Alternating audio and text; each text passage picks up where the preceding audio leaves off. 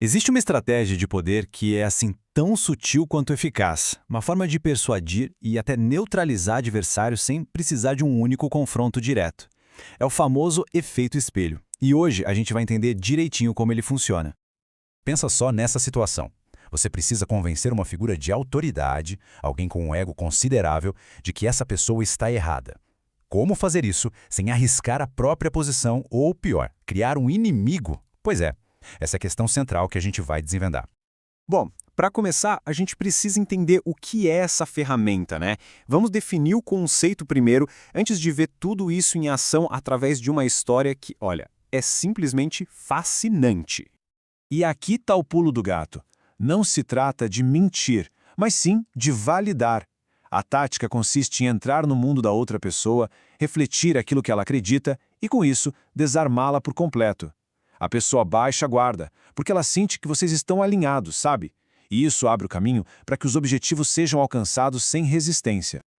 E para ilustrar essa ideia, não existe exemplo melhor do que uma história brilhante envolvendo um dos maiores artistas de todos os tempos.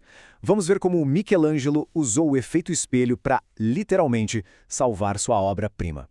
O cenário é a Florença renascentista. Michelangelo tinha acabado de fazer o que parecia impossível, esculpir o magnífico Davi a partir de um bloco de mármore que outros escultores já tinham descartado, dado como perdido. A obra era perfeita. E é aí que entra em cena a figura de poder, Piero Soderini. Ele é o patrono de Michelangelo, o homem que pagava as contas. E mais importante, ele se achava um grande conhecedor de arte, um homem de gosto impecável. O ego dele estava todo construído em cima dessa percepção. Então, vem o momento crítico. Soderini vai inspecionar a estátua e, para exibir sua suposta perícia, solta uma crítica absurda. Ele declara que o nariz do Davi está grande demais. Imagina o dilema de Michelangelo. Ele sabia, como gênio que era, que o nariz estava perfeito. Discutir com Soderini seria um insulto direto ao ego do patrono, um risco para toda a sua carreira, mas alterar a estátua seria arruinar a própria obra-prima. E agora, qual a saída? A solução de Michelangelo foi simplesmente genial. Ele não discutiu.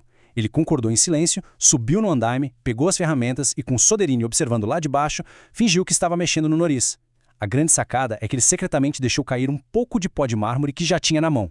Uma performance teatral perfeita. E o resultado? Soderini, se sentindo super validado e inteligente, declara que a correção deixou a obra perfeita. Ele acredita que a visão dele aprimorou a obra-prima. E Michelangelo? Ele salvou a estátua, salvou a relação com o patrono e, o mais importante, conseguiu o que queria sem uma única palavra de confronto.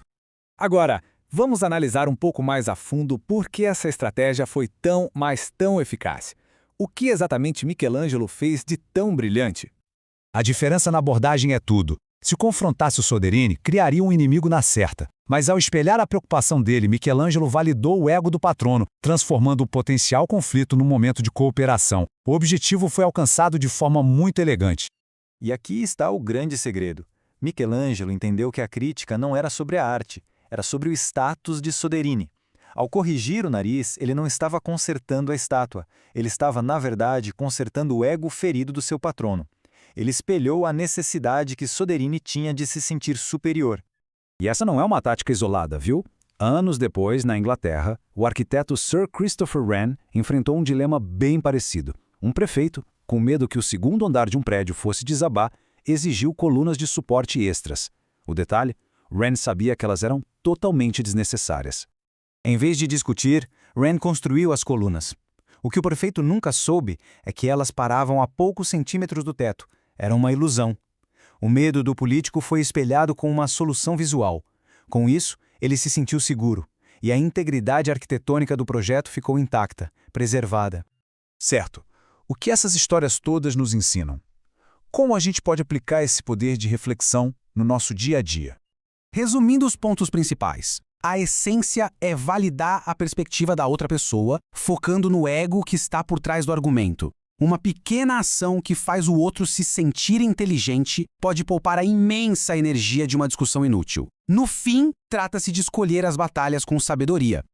No fundo, o efeito espelho não é sobre manipulação, mas sim sobre inteligência social. É entender a psicologia humana e usar esse conhecimento para navegar em situações complexas de um jeito mais eficiente, evitando conflitos que são desgastantes e totalmente desnecessários. E isso leva a uma reflexão final. A estratégia do espelho é neutra. Ela apenas reflete o que está à sua frente, seja a vaidade, o medo ou a insegurança de alguém. A questão que fica é: como essa ferramenta tão poderosa pode ser usada de forma consciente e estratégica?